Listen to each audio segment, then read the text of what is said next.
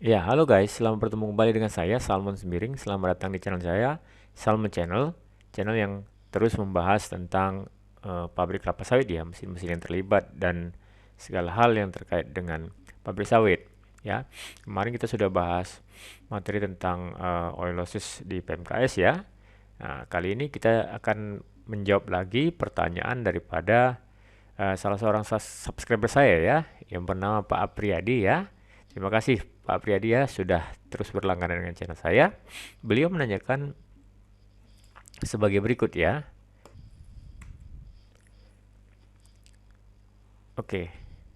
Nah, beliau menanyakan 4 hari yang lalu ya dari tanggal sekarang ya. Terima kasih Pak Salmon, izin request materi tentang jenis pompa yang digunakan dan spesifikasinya ya, dan elektromotor yang ada di PMKS Pak. Terima kasih Pak Salmon. Saya pikir di sini ada dua jenis pertanyaan ya. Pertanyaan pertama tentang pompa dan pertanyaan kedua tentang pertanyaan pertama tentang pompa dan pertanyaan kedua tentang elektromotor ya. Nah, untuk elektromotor nanti kita bahas lagi ya. Saya buat kontennya. Anyway, mohon maaf ya Pak Briyadi, baru kali ini kita bisa jawab pertanyaan dari Bapak ya. Baik, kali ini kita akan membahas tentang jenis pompa yang digunakan di pabrik kelapa sawit ya. Namun hanya spesifik ya, salah satu jenis. Tidak semua, tetapi nanti di awal-awal materi saya akan sekilas memberikan jenis pompa yang lain ya. Baik, kali ini kita akan membahas tentang pemilihan pompa di pabrik minyak kelapa sawit ya. Jadi eh, seorang engineer ataupun supervisor di pabrik kelapa sawit harus memiliki pengetahuan dasar bagaimana memilih pompa yang baik supaya eh, retensi, kemudian timing, kemudian waktu kerja itu lebih efektif ya. Kemudian yang untuk bagian project mungkin pemilihan pompa ini bisa berguna untuk penghematan daripada cost ya. Dari kalau di bagian project kan dia eh, yang paling penting adalah time dan cost ya, waktu dan biaya ya. Baik, kita lanjut ya supaya tidak memperpanjang waktu. Nah, jenis pompa itu dibedakan atas dua bagian ya, teman-teman ya. Pompa itu dibedakan atas displacement atau pergerakan, perpindahan, dan dynamic. Ya, displacement itu contohnya adalah reciprocating ya. Reciprocating ini adalah pompa yang kalau bahasa Inggrisnya reciproc adalah bolak-balik ya. Ini artinya bergerak resiprokal, resiprokal, ya, atau bolak-balik ya. Nah, kenapa dibilang bolak-balik? Ya, contohnya bisa kita lihat piston ataupun plunger ya. Jadi pompa bisa juga dibuat dengan menggunakan metode seperti piston ya. Ada batang seperti hidrolik, tapi dia pompa untuk fluida ya. Naik turun, makanya disebut dia resiprok ya. Nah, pompa piston ya, kita bicara pompa ya, bukan hidrolik dan sebagainya ya. Itu dibagi lagi terhadap steam double acting ya, bisa kanan kiri. Kemudian menggunakan power ya. Ini mungkin electrical atau mechanical ya. Single acting dan double acting. Nah, simplex, duplex. Saya tidak perpanjang lagi di sini. Kemudian dari sisi reciproc tadi ya, kemudian ada pembedaan terhadap pompa diafragma ya. Biasanya pompa diafragma ini uh, semacam menggunakan membran ya. Dibagi atas simplex, multiplex. Kemudian kedua diafragma ini digerakkan oleh fluida ataupun oleh mekanikal ya. Kemudian yang ketiga dari pompa yang dibedakan terhadap displacement atau perpindahan yaitu rotary pump. Tentunya di sini ada yang menggunakan single rotor. Rotor adalah bagian yang berputar ya teman ya. Jadi hanya satu ya, yaitu vane. Piston juga disebut juga bisa sebagai rotary ya, tetapi yang kayak di gear pumpnya hidrolik ya, power pack ya, itu kan ada yang tengah satu rotornya bergerak sendiri, yang lain naik turun ya pistonnya. Kemudian flexible member, screw peristaltik. Peristaltik itu seperti usus kita ya, mendorong makanan dari atas ke bawah ya. Kemudian ada juga dengan multiple rotor ya. Ya, disinilah makanya disebut sebagai gear pump itu di bagian multiple rotor ya. Kemudian loop pump ini umumnya biasanya digunakan di pompa di spek ya, atau pompa recycling. Jadi ini biasanya mampu menghisap daripada cairan kental ya, sangat kental sekali dengan metode gear ataupun loop ya. Teman-teman yang menguras tangki CST, tangki OST ya, Oil-Storage Tank mungkin menggunakan gear pump, ataupun teman-teman yang bekerja sebagai pengisian minyak CPO ke dalam mobil tangki untuk dikirim ke bulking atau ke refinery, biasanya menggunakan pompa gear pump ataupun loop pump ya. Juga bisa menggunakan pompa screw ya, ini biasanya digunakan pompa screw untuk menghindari adanya emulsi ya. Kemudian circumferential piston dan seterusnya. Jadi pompa ini kita dibagi terhadap displacement yang pertama ya. Yang pertama ya. Di sini golongannya adalah pompa yang paling sering adalah pompa piston. Pompa piston, kemudian gear pump.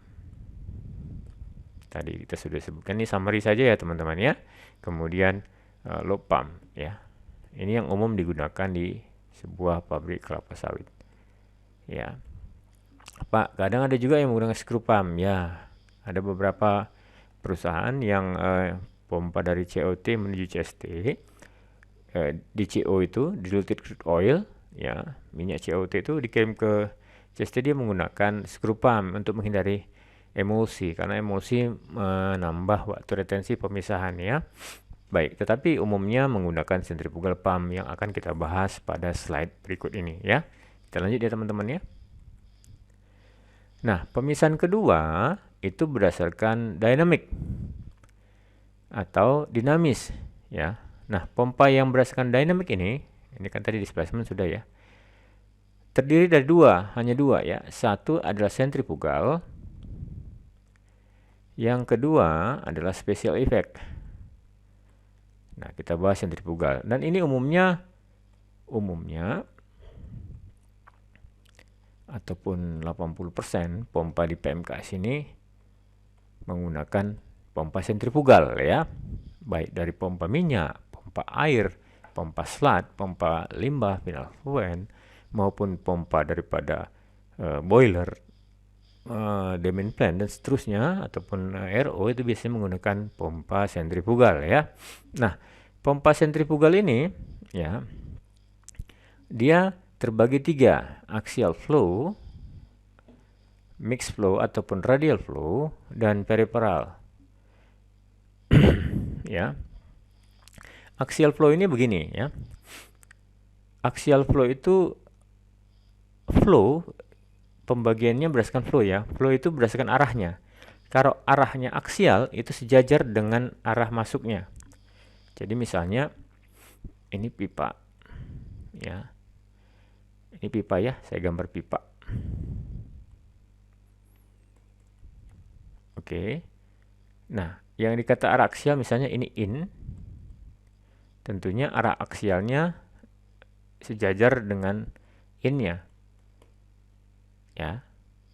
Nah, kalau dibilang arah radial, in-nya masuk dari sini, tetapi kalau ini kita gambar misalnya sebuah cakram begini ya. Nah, arah radial itu adalah mengikuti radial ataupun radius daripada lingkaran, sehingga dia dikeluarkan di satu titik. Nah, perhatikan bedanya ya guys ya, teman-teman ya. In, di sini kalau aksial lurus, sedangkan yang radial adalah out. Nah, pompa yang tipe aksial ini ya, single stage ya, sebetulnya axial flow ini sangat jarang digunakan di pabrik kelapa sawit ya, karena fluida kita kan minyak panas, air panas, dan seterusnya ya. Nah, ini seperti teman-teman bisa lihat misalnya flow meter ya, flow meter yang di dalamnya ada baling-baling. Nah, itu adalah mirip seperti itulah dia pompa daripada aksial ya, aksial flow. Jadi kalau saya gambarkan misalnya, ini mohon maaf kalau gambar saya kurang bagus ya. Nah, di sini ada baling-baling ya teman-teman ya. Baling-baling inilah yang disebut pompa.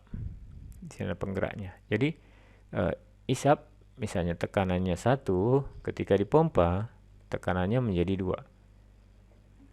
P1, P2. Nah, ini adalah pompa aksial ya teman-teman ya. Oke. Aksial itu terdiri dari single state dan multi state. Bedanya di mana? Ya single state ya 1. Kalau multi state ya banyak. Misalnya ada 3 misalnya. Ada 3 fan, ada 3 baling-baling, ada 3 turbinnya ya teman-teman ya. Jadi sudah paham ya? Nah, single stage dan multi stage itu dibagi atas closed impeller dan open impeller ya. Kemudian yang open impeller kita fixed pitch dan variable pitch. Ini kita tidak akan bahas ya. Kemudian kita akan membahas nanti ke depannya yang tipe radial flow yang paling sering digunakan di pabrik kelapa sawit ya, tipe radial flow. Artinya arah alirannya, flow kan alirannya searah radius daripada casingnya ya ataupun bodinya ya. Radial flow pump. Oke. Nah, radial flow pump ini terdiri dari single suction. Nah, kalau disebut sebagai suction pompa ya, pompa itu terdiri 2 ya, suction dan discharge. Suction ini adalah hisapannya ya, sisi masuk in atau hisap ya, ini sisi keluar atau discharge ya, atau dispatch ya. Nah, single suction jadi pompa radial itu ada yang tipenya 1 saja sisi hisapnya dan ada yang 2 sisi hisapnya. Wah, ternyata pompa radial flow, tipe radial flow yang mungkin saya sampaikan di sini adalah centrifugal pump contohnya, dia bisa menggunakan double section ya. Double suction ya, 2 sisi hisap ya. Nah, kedua item ini, kedua bagian daripada radial flow pump ini menggunakan self priming ya. Artinya untuk umpan pertama dia nggak perlu dibantu, dia sudah punya priming sendiri ya. Ada non priming ya. Kemudian ada single stage dan multi stage ya. Nah, untuk keempat bagian daripada pompa sentrifugal ini ataupun radial flow pump ini ya, mereka memiliki yang tipe impellernya. Impeller itu adalah baling-baling di dalam pompa ya. Bilah-bilahnya itu menggunakan open, tipe terbuka, semi open, dan close impeller. Ya, ini tidak akan kita bahas ya tipe impeller ya. Tapi sekilas di sini kalau dia open begini saja ya. Ini impeller misalnya, gambar saya kurang bagus ya. Kalau semi open di sebelah sini ada bodinya ya. Kalau close contohnya di pompa boiler ya, close dia. Iya, jadi masuknya dari tengah, keluarnya dari samping. Nanti multi stage dia, masuknya dari tengah, keluarnya dari samping. Nanti kalau ada waktu kita akan bahas tentang pompa multi stage daripada boiler ya. Kemudian peripheral ya. Peripheral ini juga terbagi-bagi ya, peripheral ya. Single stage, multi stage, dan juga terbagi atas self priming dan non priming. Kemudian yang pompa special effect ya, ini bagian kedua daripada dynamic pump ya, pompa yang dinamis ya. Dia jet ya, gas lift, hydraulic ram, dan electromagnetic. Ini tidak akan kita bahas, dan ini tentunya tidak dipakai di pabrik kelapa sawit ya. No PMKs using these items ya. Oke, baik, sampai di sini paham ya kedua jenis daripada pompa, yaitu pompa dinamis dan pompa reciproc atau pompa yang berdasarkan displacementnya, pergerakannya, arahnya. Oke. Nah, jadi kalau untuk pompa di pabrik umumnya menggunakan pompa dinamis ya teman-teman ya. Baik dia radial flow, tipe single suction, ataupun self priming, non priming, dan tipe impelernya apa, ataupun single stage maupun multiple stage ya, atau banyak impeller ya, banyak tingkat ya. Saya disclaimer dulu di sini bahwa materi saya ini saya ambil dari pelatihan daripada pompa QPAM ya. Pengalaman saya pernah mengalami training dari salesnya QPAM ya. Tetapi saya tidak bermaksud untuk jualan QPAM dan seterusnya ya. Saya hanya membagikan pengetahuan saya supaya teman-teman yang bekerja di industri kelapa sawit paham ya tentang pompa ya. Baik, kita lanjut. Nah, untuk pemilihan pompa ya, ini saya tulis dulu ya. Pemilihan pompa. Dalam hal ini tadi saya sudah sempitkan ya, bahwa kita akan membahas tentang centrifugal pump ya, yaitu tipe radial pump ya. Nah, ini mau single stage dulu mungkin kelihatannya ya. Nah, prosedur pemilihan pompa seperti yang ditanyakan oleh Bapak Apriyadi tadi, yaitu prosedur pertama yaitu kita harus mengidentifikasi ya daripada head total atau total head. Head ini adalah ketinggian daripada pompa itu mengirimkan fluida ke berapa meter ya. Tetapi dalam bahasa engineering head totalnya adalah lossesnya ya, total lossnya ya. Head total tapi dia di sistemnya ya. Sistem itu berarti suction, kemudian radial diputar ya, kemudian di discharge. Nah, jadi semua aspek diperhatikan ya untuk pemilihan dari pompa berdasarkan identifikasi pertama. Langkah pertama yaitu identifikasi total head daripada sistem ya. Kemudian langkah kedua daripada item pertama, kita harus tahu dulu kapasitas yang mau kita pompakan ya. Tentunya kita kan nggak mau membeli barang atau memasang pompa yang under spec misalnya. Nanti nggak jadi dong pengolahannya, ataupun over spec.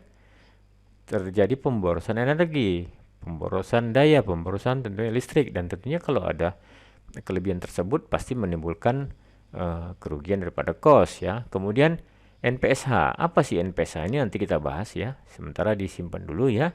Mungkin bagi teman-teman yang bekerja ataupun pernah kuliah di mechanical engineering sudah paham ya apa itu NPSH, net positive suction head available ya. Kemudian langkah kedua, tadi sudah langkah pertama, langkah kedua pertimbangan viskositasnya. Viskositas ini adalah kekentalan daripada mediumnya ataupun fluidanya ya. Apakah perlu di situ koreksi head atau koreksi kapasitas ya atau tidak ya, nanti bisa kita jelaskan.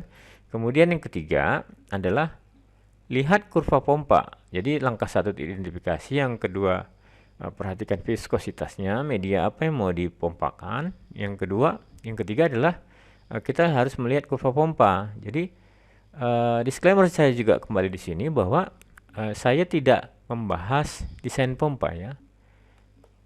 Kita tidak membahas desain pompa. Karena desain pompa ini biasanya sudah berkaitan dengan scientific ya, science ya, mechanical engineering science ya, teori bagaimana kita mendesain pompa dari data-data yang ada ya. Dalam hal ini kita hanya memilih pompa, pemilihan pompa ya. Jadi kita batasi dulu konten kita tentang pemilihan pompa. Bagi adik-adik yang kuliah di teknik mesin misalnya, untuk desain pompa ada lagi tekniknya. Sekarang kita membahas tentang pemilihan pompa. Dan pompa itu sudah banyak sekali di pasaran. Kita tinggal browsing di internet misalnya, atau tanya sana sini. Tentunya banyak sales yang datang ke pabrik kelapa sawit ya, bisa ditanya pompa ini ada nggak kurvanya gitu ya. Jadi kita harus bisa melihat kurva pompa. Nanti saya ajari cara belajar melihat kurva pompa ya. Nah, kita melihat kurva pompa yang disediakan oleh prinsipal ataupun vendor ya, berdasarkan model pompa yang sesuai. Pertama, lihat dulu modelnya, kecepatannya, dan ukuran impeller ya. Nah, ketiga ini bisa menggunakan hukum afinitas. Ya, afinitas adalah hukum perbandingan biasa ya. Bila diperlukan untuk mendapatkan perbandingan ukuran impeller ya. Kemudian langkah terakhir adalah kita bisa menentukan daripada dayanya ya, identifikasi daya, power poros penggerak pompa ya, setelah mempertimbangkan berat jenis dan viskositas media. Jadi ada 4 langkah dalam pemilihan pompa seperti yang ditanyakan saudara kita Bapak Priyadi ya. Baik, sampai di sini kira-kira paham ya. Kalau ada kurang paham, ada pertanyaan silakan ketikkan di kolom komentar. Nanti kalau ada waktu dan kemampuan saya bisa jawab berdasarkan pengalaman kerja saya selama ini ya. Oke, teman-teman kita lanjut berikutnya. Nah, langkah pertama yaitu kita menghitung yang kita sebut sebagai total head. Ya. Total head ataupun tadi kan pompa kita dari dynamic head ya. Pak, bagaimana cara memilih pompa yang dynamic ataupun displacement? Ya tentunya pertama dari sisi cost, yang kedua dari sisi dimensinya. Biasanya pompa yang dibagi berdasarkan displacement tadi tentunya bisa panjang ya. Langkahnya perlu panjang dan seterusnya. Bentuknya besar dan energinya sangat besar. Makanya kebanyakan di pabrik perkapasan menggunakan total dynamic ya. Nah, kita harus menghitung head diperlukan untuk mempertahankan DB system. Nah, di sini ada gambar ya. Ini saya ganti dulu.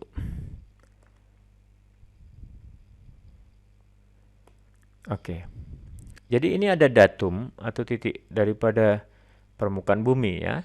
Kita sebutnya referensi datum ataupun titik di mana dia diletakkan ya. Dan di sini ada Z ya. Z ini adalah komponen statisnya ya, ketinggian ya. Kemudian ada pressure, ini ada segitiganya ke bawah, tekanan kerja maksudnya ya. Kalau tertutup dan terbuka berbeda ya. Kalau terbuka tentunya tekanan kerjanya tekanan atmosfer ya. Kemudian di sini ada VE ini velocity ya. Kecepatannya, kecepatan turunnya berapa ataupun volume turunnya berapa. Dan di sini ada sisi hisap dan di sini ada sekali fitting, banyak sekali fitting, ada flange, ada elbow, ada pipe ya. Ini namanya pipe fittings ya. Dan di ini adalah pompa daripada radial flow tadi ataupun dynamic tadi ataupun centrifugal pump, dan outputnya adalah VA ya, dari VE menjadi VA. Dan di sini ada tekanan baru yang disebut PA ya. Jadi untuk menghitung daripada head itu adalah ZA ya, total head ya. Kita memperhitungkan yang disebut rumus daripada Bernoulli ya. Ini agak berantakan sedikit tapi tidak masalah ya.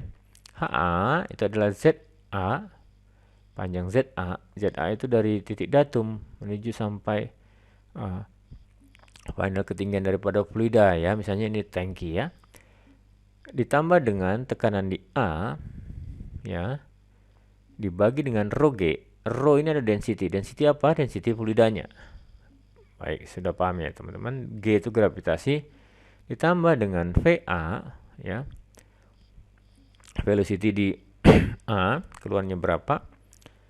Dikuadratkan dibagi 2G ya.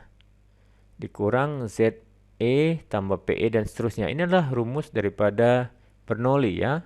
Persamaan Bernoulli ditambah terakhir adalah HF ya. HF itu adalah total friction head ya.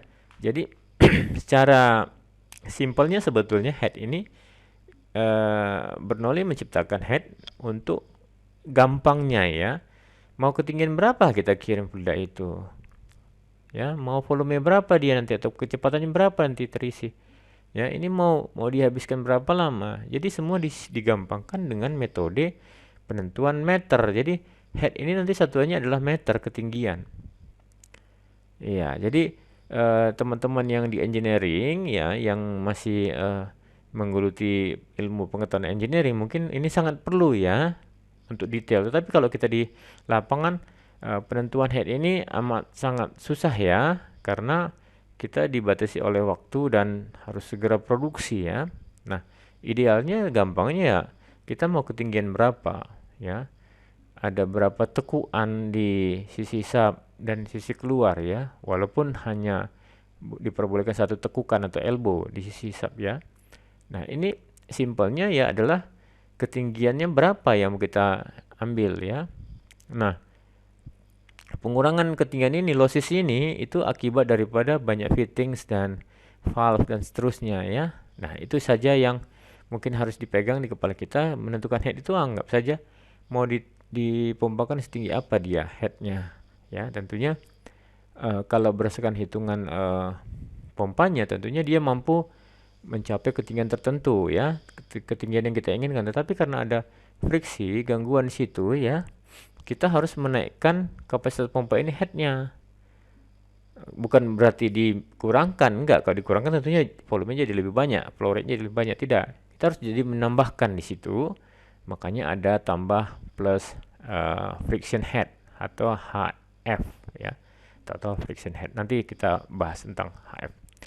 Z dan P per rho G, rho density ya, meter kubik per volume ya, massa per volume adalah komponen statis ya. Ini sudah ada ya, independen terhadap flow rate. Ini tidak ada hubungannya dengan flow rate ya. Jadi dia adalah komponen statis ya.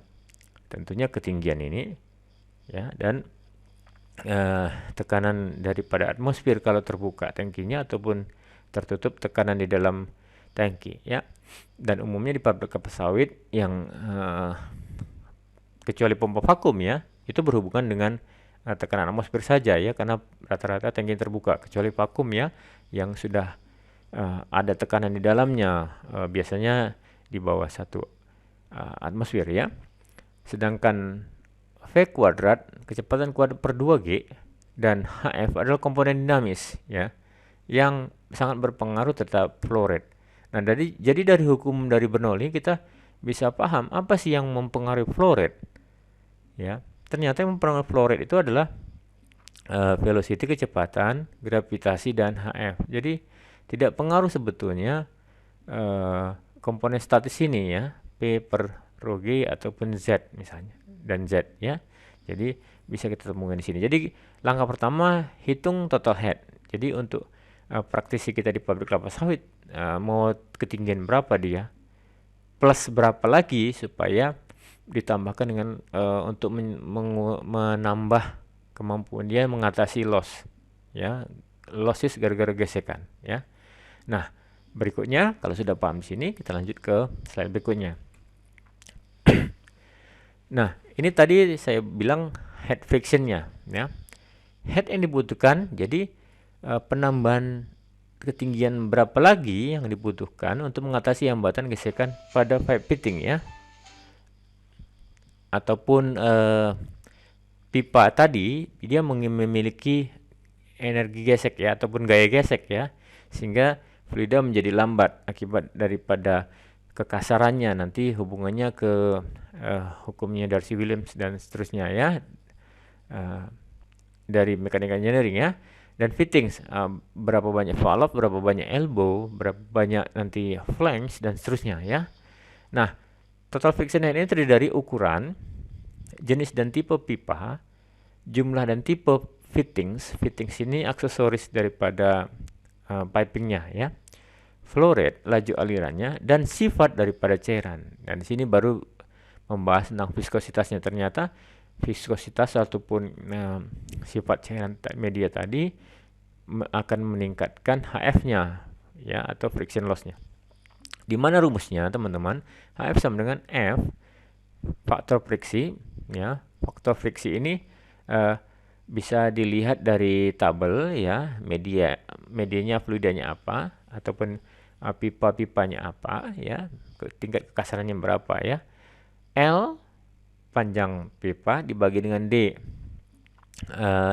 diameter dalamnya dikali dengan V kuadrat flow velocity per 2G ya, flow rate-nya V kuadrat ya. Nah, di sini ada penentuan flow rate ya, dari tingkat kekasaran pipa tadi ya, diameter dalamnya ya. Untuk flow-nya misalnya 0,2 galon per menit ya, GPM ya. V-nya sekian angkanya, V2/2G-nya sekian. Jadi sangat dimudahkan sekali karena sudah banyak tabel yang ada di internet ya. Kita tinggal cari tabel daripada yang disebut sebagai jenis dan tipe pipe ya, berapa velocity rate-nya di dalam pipa tersebut ya, jenisnya mau tembaga, mau PVC dan seterusnya ya. Ini pipa setengah inci, ini 3/8, ini mohon maaf kecil sekali tulisannya. Tetapi ini saya mau tunjukkan bahwa sudah begitu banyak tabel dibagikan oleh vendor-vendor pipa, vendor-vendor fittings dan seterusnya ya. Kita tinggal ambil datanya sesuai dengan barang kita di pabrik dong ya, bukan kita menghayal ya. Baik, sampai di sini sudah paham ya. Tadi sudah dapat total head dan sudah dapat kita masih kapasitas ya. Kita masih total head, kita mau sekarang ke kapasitas ya. Kita lanjut ke slide berikutnya teman-teman. Nah, untuk fittings ya, untuk aksesoris daripada sistem pemompaan ya, ini berdasarkan percobaan di vendor ya. Ini saya ambil dari punya QPAM ya, sumber saya dari QPAM ya, disclaimer ya. Friction loss, kehilangan head ya akibat gaya gesek, friction ya di fittings aksesoris di elbow ya. Elbow ada banyak nih, ada long radius, ada round elbow, ada normal bend. Jadi ada elbow normal, ada elbow yang panjang, kemudian ada T, ada return bend ya. Ini kalau kita di PMK kita sebut elbow 90 derajat ya. Ini elbow 45, ini elbow 90 derajat ya. Ya. Kemudian ini adalah gate valve. Perhatikan gate valve. Ternyata fluida juga bisa dipakai gate valve. Globe valve juga bisa dipakai. Swing check. Ini kalau menggunakan check valve. Ya, ini foot valve atau valve atau katup di bawah ya, kaki ya. Nah, untuk ukuran pipa yang 20 sampai 300, kalau ini long radiusnya faktor headnya menjadi 0,3 ya. Ini adalah konstanta ya, friction lossnya 0,3. Bayangkan kalau ukuran pipanya 300 mili, dia menggunakan tipe ada swing check valve di dalam ya. Misalnya swing itu di pompa vakum, ada masuk vakum kan swingnya, ataupun di rebusan. Ini kita bicara steam lah misalnya ya. Steam juga fluida ya. Dia menggunakan swing, itu ada hambatan friksi sebesar 24,4 ya. Ini angka faktor untuk perhitungan daripada head loss terhadap total head daripada sistem jaringan kita ya. Jadi ini teman-teman juga banyak sekali datanya baik di internet maupun di vendor ya. Kita tinggal mintakan ya, vendor pipa biasanya ya, vendor fittings, vendor valve ya, berapa sih friction loss-nya ya. Baik, sampai di sini paham ya. Jadi kita akan menggunakan data ini untuk perhitungan daripada total head ya. Nah, ini saya ambil dari Ames Hitech Pump ya. Saya di Indonesia kayaknya belum masuk ini. Saya hanya ambil dari di internet ya. Mohon izin buat Rames ya. Catatan penting untuk menginstal sebuah sistem pemompaan ya. Yang pertama, install proper size of pipe as recommended ya. Install daripada pompa yang sesuai dengan tekanan kerjanya. Jangan sampai pipanya bengkok, pipanya gembung, pipanya pecah ya. Kemudian yang kedua, catatan yang kedua, hindari elbow pada suction dan delivery ya. Kalau bisa jangan ada elbow ya, tapi kan tidak mungkin kita harus sampai ke sana, minimum lah ya. Bend only use, gunakanlah yang bend, yang ditekuk ya, jangan yang dibikin sendiri misalnya di workshop ya, kita banyak sekali seginya ya. Usahakan yang betul-betul di bending ya. Kemudian ini tadi sudah ya, reduce number of bends in delivery pipeline. Kita harus mengurangi daripada jumlah tekukan. Jangan menggunakan, do not use more than one bend in suction line. Jadi di sisi hisap ini suction ini kalau bisa tidak lebih dari satu tekukan, ya. Kemudian use IC marketed frictionless foot valve, ya. Untuk foot valve-nya disarankan menggunakan ini. Kemudian untuk pompa yang menggunakan ukuran 25x25 pipe size, do not use 20 mili atau 12,7 mm for delivery, ya, dan seterusnya. Kemudian untuk menghindari daripada overloading, ya, daripada itu gunakanlah grafik daripada performance yang disediakan oleh pompa.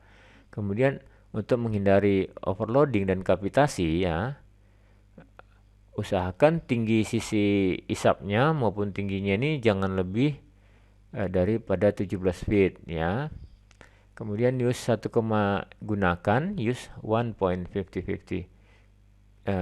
diameter daripada copper wire, ya. Jadi bendera elektromotor ataupun wire penggulung elektromotor, ya, itu gunakanlah yang tipe ini, ya. Dan ini nanti dibahas di elektromotor, ya. Saya pikir tidak terlalu di sini penting, ya. Cable is per our cable section set, ya. Nah, yang mau saya tekankan di sini adalah ini, ya. Sebentar, saya ganti dulu. Nah, untuk total head calculation, ya, adalah suction head ditambah delivery head. Jadi suction head, ya, head isap ini, ya, ketinggian isap ini, ya, ditambah dengan delivery head. Nah, ketinggian daripada ini yang disebut sebagai total head atau H, tadi H available, HA, ya. Nah, suction head calculation, ya, suction sisi hisap vertical head, ketinggian daripada sisi hisap dari foot valve, ya, ketinggiannya ini saya bilang rumus praktisnya tadi, ya, ditambah horizontal pipeline kalau ada yang menggunakan horizontal pipeline, ya, friksinya, kemudian jumlah daripada bendingnya tadi yang saya bilang tadi di depan tadi ada ini sebentar masuk ini. Nah, ini tadi jumlahnya elbow-nya ada berapa, jumlah valve-nya ada berapa, flanks juga ada berapa, T ada berapa, dan seterusnya, ya. Oke. Ya, ini semua dijumlahkan. Perhatikan dijumlahkan, ya. Jadi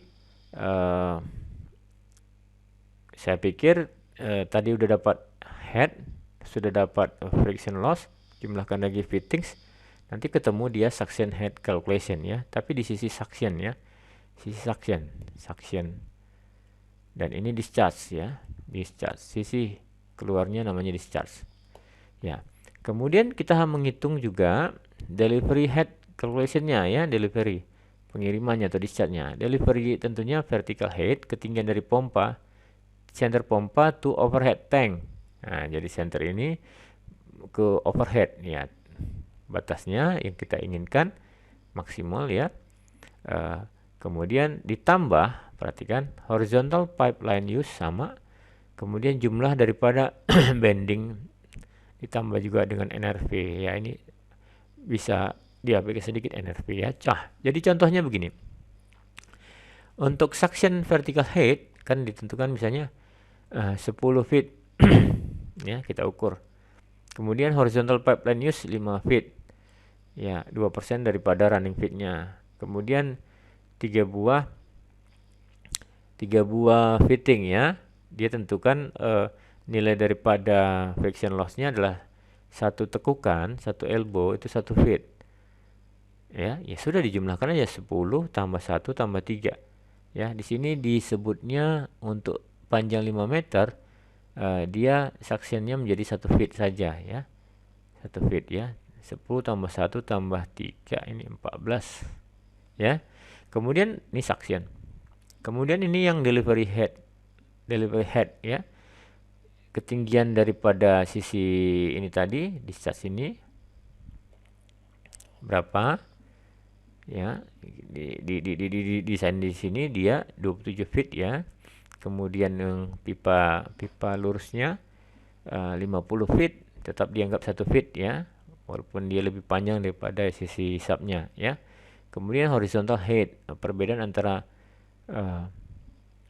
ya ketinggiannya tadi ya 7 feet, 7 kaki. Kemudian 5 bending, 1 bending dianggapnya 1 feet ya, berdasarkan tadi tabel ya. 5 feet 27 tambah 28 35 40. Nah, 14 tambah 40 menjadi 54 feet lah di aktual total headnya. Jadi angka 54 feet ini atau 54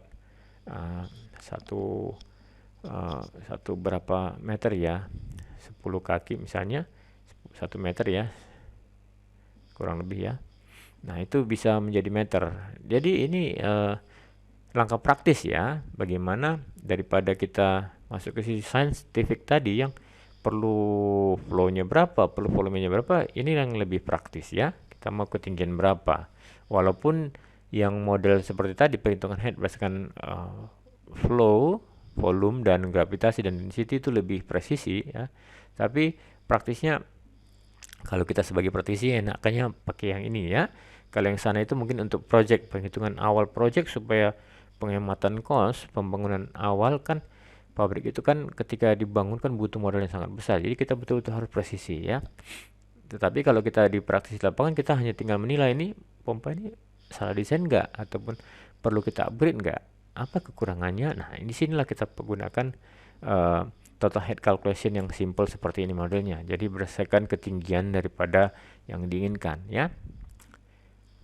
Kita lanjut teman-teman ya. Nah, setelah tadi kita mendapatkan total head, sekarang kita masuk ke kapasitas. Ya, tentunya kapasitas ini apa yang mau kita pompa ya. Nah, kapasitas yang diharapkan atau yang disyaratkan ya. Contoh, kita mau memompa sludge di sludge pit ya, ataupun minyak di dalam kolam recovery misalnya, atau di kolam fat pit ya. Nah, kita tentukan dulu volumenya berapa, panjang kali lebarnya berapa ya. Dan di sini tentunya kita bisa langsung menghitung kapasitas pompa ya. Caranya bagaimana Pak? Ya kita bicarakan misalnya, ini saya gambar dulu deh biar nggak bingung ya. Ini adalah recovery pit misalnya atau fat pit ya. Ini pompa sentrifugal ya.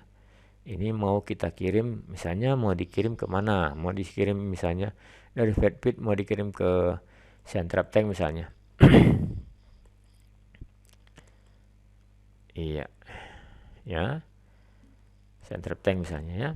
Nah, jadi kita harus hitung dulu yang masuk ke sini berapa. Nah, inilah dia maksudnya perhitungan ini ya. Jadi pertama kita ukur titiknya di sini 1, kemudian di sini 2. Nah, 1 ke 2 itu berapa lama waktunya, berapa lama debitnya, itu bisa kita hitung ya. Itulah jangan sampai fat pit ini meluap. Karena minyak panas berbahaya sekali ya, ataupun bisa menjadi losses masuk ke parit, kan dia pasti masih ada sedikit minyak ya. Untuk diolah kembali ya, maupun sebagai dilution misalnya ya. Nah, jadi dari sini bisa kita langsung dapat kapasitas pompanya harus mencapai 67 meter kubik per jam. Jadi berdasarkan flow di sini akan mendapatkan flow rate yang harus dipompakan, atau dalam hal ini kapasitas pompa yang diinginkan. Ya, jadi dari sini kita bisa tahu ternyata kita butuh pompa 67 meter kubik per jam. Ya, ini hanya contoh ya teman-teman ya, bahwa setelah menghitung head kita menghitung kapasitas.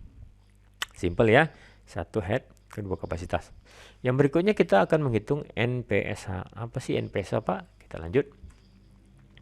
Nah, NPSH ya adalah singkatan daripada net bersih, positif ya, suction itu sisi hisap, suction ya. Kemudian head itu adalah ketinggian daripada yang diinginkan ataupun available ya. Jadi singkat NPSH. Nah, NPSH adalah kebutuhan minimum. NPSH adalah kebutuhan minimum pompa untuk bekerja secara normal ya.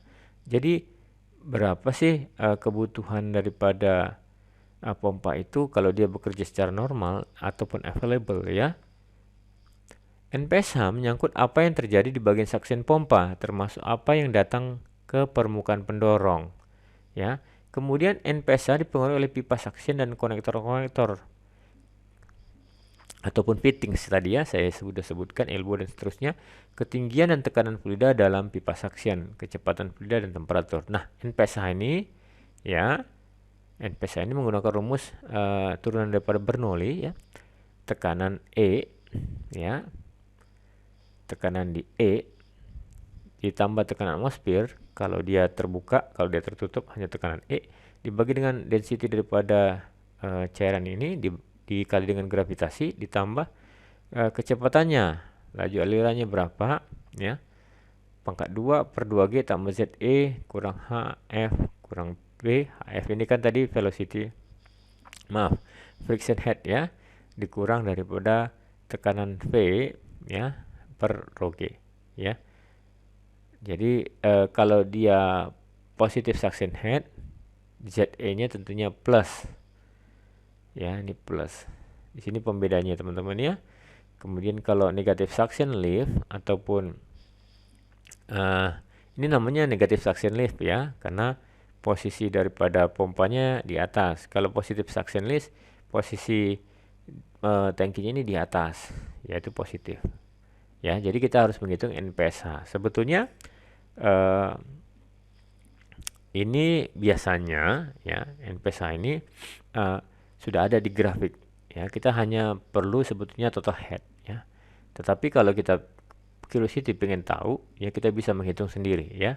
Yang agak susah nanti di velocity rate ini, mungkin kita bisa pakai angka tadi yang kita harus segera kirimkan berapa untuk kecepatan daripada flow rate-nya ya.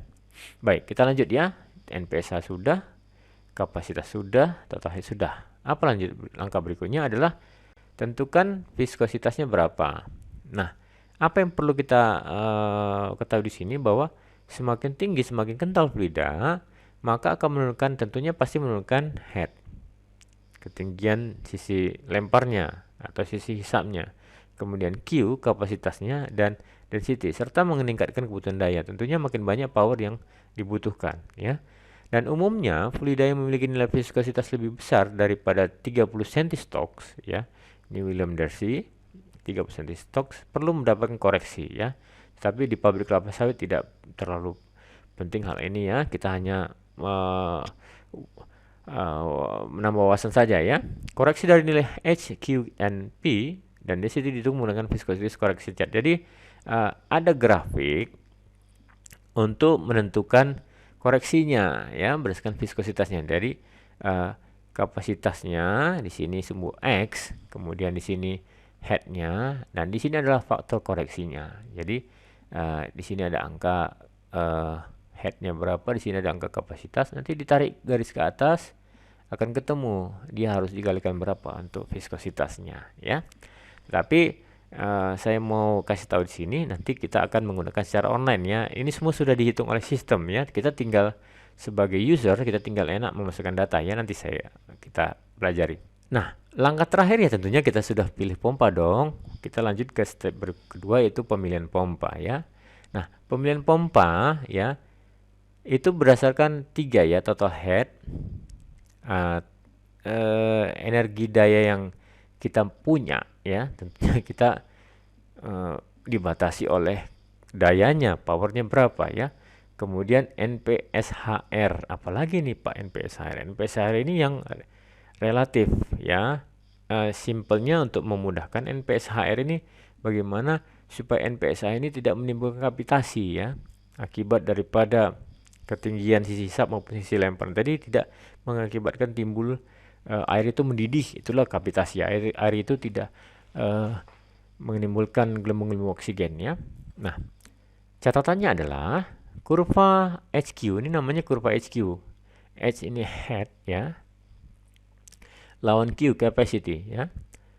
Harus lebih tinggi dari titik operasi sen. Ya, saya disclaimer lagi, ini diambil dari websitenya QPAM ya. Titik operasi aktual ya harus sedekat mungkin dengan titik operasi desain untuk menghindari head loss yang tidak perlu. Kemudian setelah pemilihan kurva HQ selesai, dapatkan nilai P NPSA dari kurva pompa tersebut terkait berdasarkan kapasitas operasi ya. NPSA untuk pompa yang dipilih pada kapasitas harus lebih rendah dari NPSA, setidaknya 0,5 meter ya untuk operasi bebas gravitasi. Ini saya sebut sebagai gravitasi. Nah, Pak, bagaimana cara menggunakan grafik ini ya? Kan kita sudah dapat tadi total headnya, misalnya total headnya 14 tuh ya. Kita punya pompa berapa? Kita punya pompa kita punya power HP misalnya 3, ini kan satuannya ini HP, ini kilowatt ya. Kita misalnya menggunakan 2 kilowatt ya. 2 berarti kita menggunakan ya diameter daripada pompa itu yang misalnya 185 ya. Nah, 14 tadi di atas, tarik ke bawah.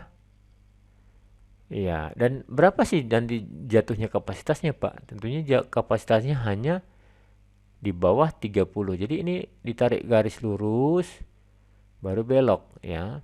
Saya coba gambar di sini biar enak. Ini cara membaca pompa daripada grafik pompa ya. Misalnya 14 di sini ketemu titiknya. Ini teman-teman tinggal tarik garis ke bawah aja. Tuh. Ternyata kapasitasnya hanya 25 meter kubik per jam misalnya. Ya. Atau teman-teman tadi kan 63 itu. 63 kita tambah misalnya safety factor 1,5 misalnya menjadi 73 misalnya di sini ya. Tinggal teman-teman tarik aja garis ke atas nih. Nah, gampang sekali kan? Tuh. Nah, tentunya dibatasi oleh head ketinggian berapa mau kita tambah, misalnya ketinggian sampai 9 meter misalnya. Tarik aja garis ke sana dan akan ketemu nih. Nah, inilah pompa yang kita butuhkan. Ya, misalkan headnya berapa, energinya berapa, powernya berapa, kita akan mendapatkan daripada pompa merek Q ini yang diameter 214 ini atau diameter 205 misalnya ya, dengan daya 3 kW atau 5 kW misalnya atau 3,5 kW. Nah, mudah sekali ya teman-teman ya, tetapi ini kan tidak praktis ya. Kita harus punya grafik yang betul-betul kita print dengan baik ya. Nah, ini mau saya kasih tahu teman-teman ya cara gampangnya memilih pompa. Zaman sekarang kan sudah digital ya, sudah industri 4.0, ntar lagi mau industri 5G ya. Kita harus membudayakan bagaimana kita hidup di dunia digital ya, bukan hanya hidup di dunia dengan ada COVID ya. Kita juga harus membudayakan hidup digital ya, bagaimana semua data itu bisa terekam dengan baik dan kita gunakan lagi dengan baik ya. Baik. Nah, jadi kembali ke tadi ya, ini summary saja. Cara memilih pompa, pertama identifikasi head total, kapasitas dan NPSA. Sudah dipegang ya, teman-teman ya. Kemudian pertimbangkan viskositasnya, kekentalannya. Kemudian gunakanlah kurva pompa yang sesuai. Dan sisanya gunakan hukum afinitas jika hanya untuk menggunakan impeller ya. Jadi teman-teman misalnya ini pompanya udah benar nih Pak, tapi kok isapannya kurang. Aku mau modif impeller dong. Boleh pakai gunakan hukum afinitas. Ya nanti cari di internet bisa aja hukum afinitas itu bagaimana dan seterusnya ya, bisa saja. Ya, hukum afinitas law in PAM misalnya atau pakai bahasa Indonesia, hukum afinitas di pompa misalnya, ya. Kemudian identifikasi daya tadi menggunakan grafik 3 tadi, NPSHAR, daya dan kapasitas serta total head tadi ya. Kita bisa menggunakan itu untuk menentukan dayanya. Jadi mudah sekali ya menentukannya ya. Baik. Kita coba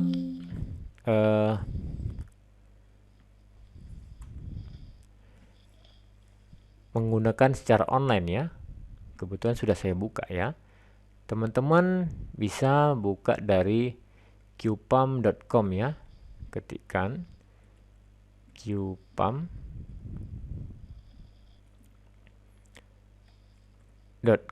atau di Google nanti bisa langsung. Ini kan saya sudah nemuin alamatnya ya.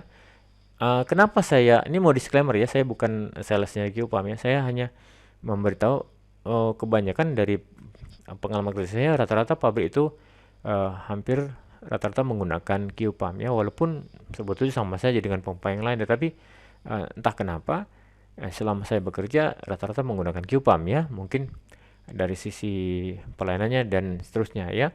Buat teman-teman sales yang lain, bukan saya menjual QPump ya. Baik.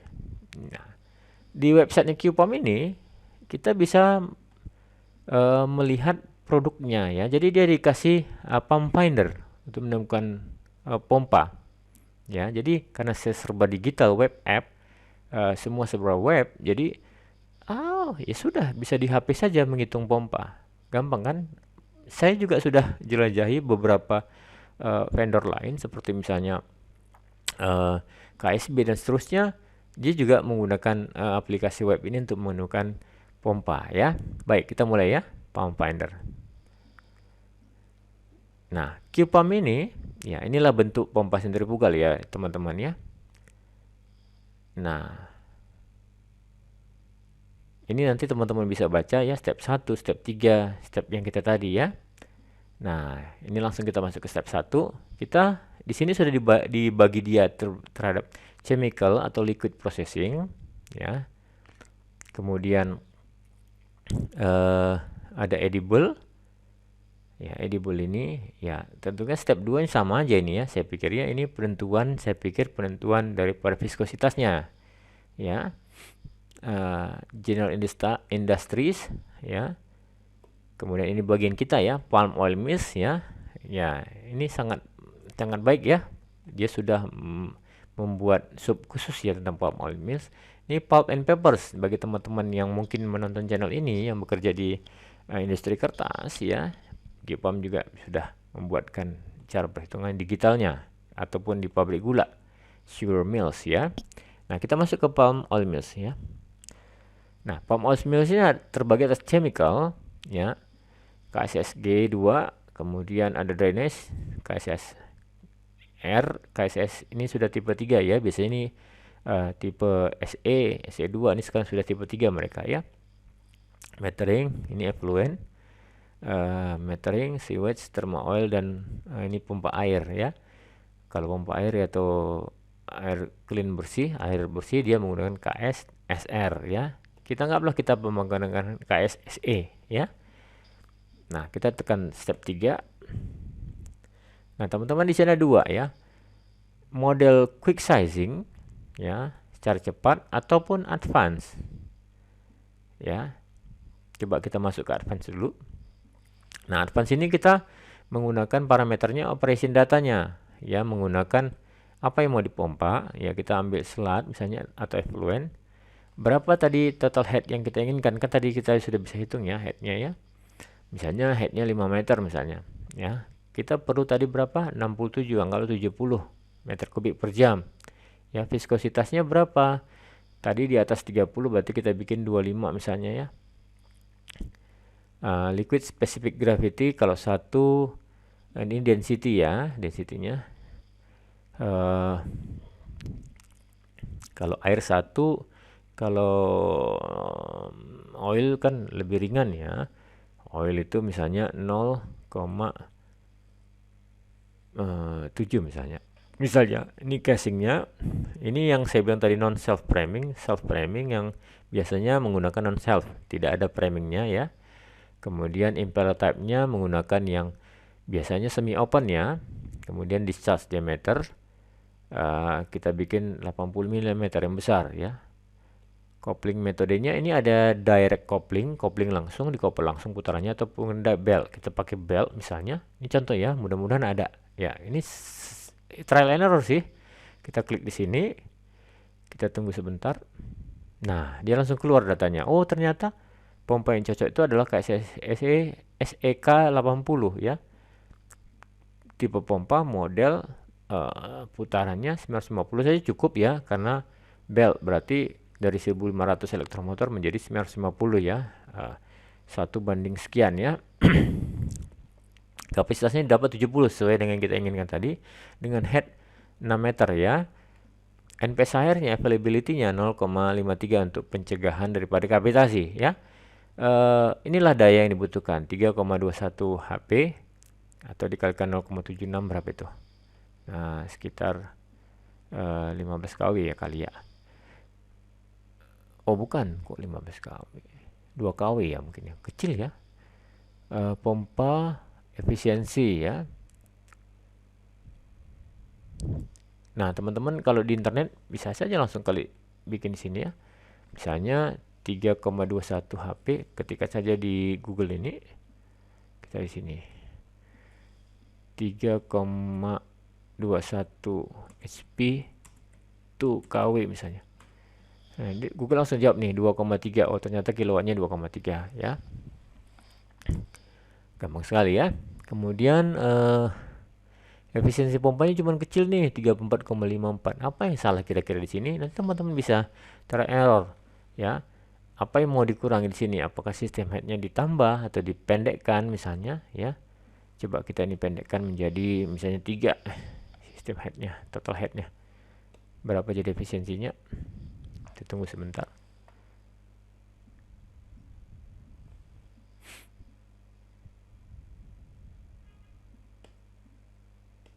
Oh ya, sama. Hanya bisa ini ya. Oh, ini ada 2. Nah, tetap saja efisiensinya cuma 30,82%. Mungkin fluidanya ini viskositasnya terlalu kental ya. Jadi efisiensinya sangat rendah ya. Tapi nggak masalah ya. Mau saya tampilkan di sini ada datasheet daripada pompa yang kita hasilkan desainnya. Bukan desain ya, pemilihan pompa kita. Kemudian di sini ada grafik. Kita lihat grafiknya dulu deh. Performance curve-nya. Ini nanti bisa teman-teman baca semua. Nah, ini dia tidak memiliki kurva pompanya ya. Ya, karena SEK 80 diameter size-nya terlalu gede mungkin ya. Ya. Coba kita ambil yang direct curve, dia punya nggak? Pump speed-nya 960 rpm. Nah, ini punya dia. Ternyata betul yang saya bilang tadi ya, terlalu tinggi tadi diameternya ya. Nah, inilah dia pompa Q-nya ya. Nah, ini kita coba kita save ya. Terus ini sudah bisa digedein deh. Nah, ini cara melihat pompa, grafik pompa ya. Ini kita gedein ya. Oke, ini KPC KSS S3, impeller type-nya semi open ya, model SEK 80 dan seterusnya, impeller diameter dan seterusnya. Suctionnya 100 mm, ini diameter hisap, dan ini ya diameter hisapnya tentunya desain pompa, tentunya diameter discharge itu lebih kecil daripada suctionnya. Oke, berarti berapa inci ini? Dibagi 25, 4 inci ya. Ini terlalu gede nih. Coba kita download dulu biar enak teman-teman ya. Ini KSS 80 ya. SEK 80 dengan 960 rpm. Ya. Jadi ini uncontrolled katanya ya. Jadi kita tadi mau cari 70. Ya, 70 berarti di tengah sini ya. Nah, headnya 6. 70 sini ya. Oke. Ya. Jadi benar ya. Kalau yang 70 ya, 6 tarik ke atas terus sampai ketemu dengan 6. Ya, idealnya menggunakan yang impeller yang diameter daripada pompanya 245 mm ya. Oke. Nah, di sini paham ya guys ya. Bagaimana membaca garis pompa? Hubungkan aja sumbu X dengan sumbu Y, ketemu nanti di mana, nanti bisa ketemu milih pompanya ya. Nah, yang mau saya sampaikan di sini adalah satu lagi tadi ya, belum. Satu lagi. Ini kita memiliki general pump datasheet. Kalau kita klik, dia akan menghasilkan PDF yang harus di-download. Ya, enak sekali nih dibikin QPOM. Nah, inilah datasheetnya. KSSK 80 SK80 ini, mohon maaf QPOM, saya izin ya menyampaikan di konten saya untuk pembelajaran ya. Industri palm oil dan seterusnya, rate capacity dan seterusnya, viscosity 25 cm ya. Ini rasio total head terhadap velocity-nya, ini kan langsung ditariknya garis ya. Enak sekali nih. Kemudian efisiensinya ternyata hanya sampai di sini ya, dengan power, efisiensi serta kapasitasnya ya. Perhatikan ya, tinggal tarik garis ya, otomatis ya. Dan enaknya tadi kan dikasih tahu ini loh pompa yang cocok untuk elu misalnya ya, dengan NPSA 0,48 ya.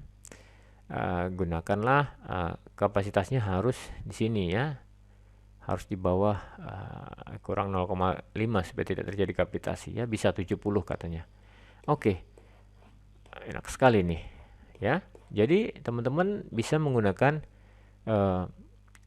aplikasi web ini dari QPOM untuk Pump Finder. Oh ya, itu tadi metode panjang ya. Sekarang kita coba yang metode quick ya, metode simple ya, quick sizing mode ya. Nah, ini lebih gampang nih.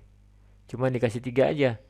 Aplikasinya mau di mana, sistem headnya berapa, total headnya, dan kapasitas berapa. Ya sudah, kita tadi kan sudah dapat tuh 70 misalnya.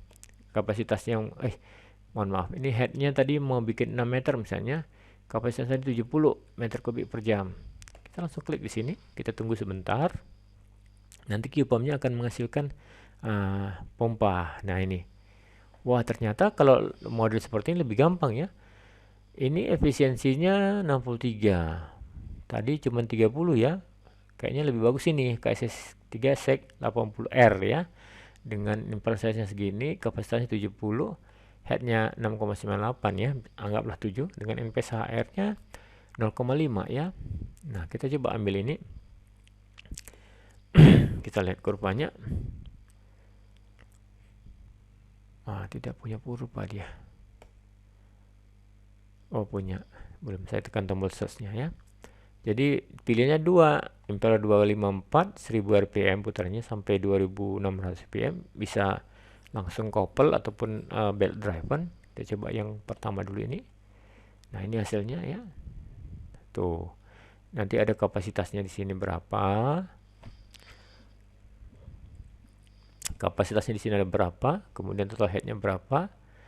Misalnya 70 tadi, di sini ya, kira-kira 40, 50, 60, 70, 50, 60, 70 di sini. Tarik garis ke atas. Ini ya garis bantu lah. Nanti teman-teman bisa pakai penggaris ya. Kemudian headnya tadi 6 meter. 6 meter di sini ya. Kurang lebih ya sini. Dikasih tahu kalau kecil sekali ya. Iya, mungkin bisa menggunakan yang 10 meter headnya ya. Oke, di sini. Jadi ini adalah HP ya, powernya ya. Powernya berapa? Powernya ternyata bisa pakai 4, bisa pakai 5,5, bisa pakai 7,5 HP ya, horsepower. Jadi menggunakan garis yang paling bawah untuk yang kita inginkan ya teman-teman ya. Jadi saya pikir konten saya mengenai pemilihan pompa sudah cukup selesai. Mungkin menjawab Pak Abriyadi. Apabila kurang puas nanti bisa tanya saya di kolom komentar ya, semampu saya akan jawab. Lebih kurangnya saya mohon maaf. Saya akan akhiri konten saya kali ini. Teman-teman harus tetap semangat belajarnya, karena isunya ya hanya isu ya, ataupun opini, saya kurang tahu. Akibat inflasi yang semakin tinggi ya, tahun ini akan terjadi krisis, tapi saya pikir kita harus bangkit ya untuk menjadi pemenang ya. Kita harus lebih kuat di tahun ini. Caranya bagaimana? Kurangi belanja-belanja yang tidak penting, lebih banyak menabung, dan memperdalam lagi pengetahuan kita ya, supaya kita tidak kalah bersaing dengan teman-teman dari luar negeri misalnya. Jadi ini sekilas ya, untuk industri sekarang itu memiliki 3 ya. SCA, sustainable, mampu bertahan, kompetitif, mampu berkompetisi dan menjadi pemenang ya tentunya, dan adaptif. Adaptif ini mampu menyesuaikan. Nah, maka saya bilang kalau sekarang era digital, ayo kita sesuaikan era digital ya, supaya kita bisa menghadapi zaman dengan tiga hal ini ya, SCA, sustainable, competitive, adaptive. Saya lupa siapa pencipta teori ini. Teman-teman bisa cari di Google. Saya pikir cukup untuk saya. Teman-teman yang belum subscribe silahkan subscribe, tekan tombol lonceng supaya ketika ada konten yang baru akan langsung keluar notifikasi.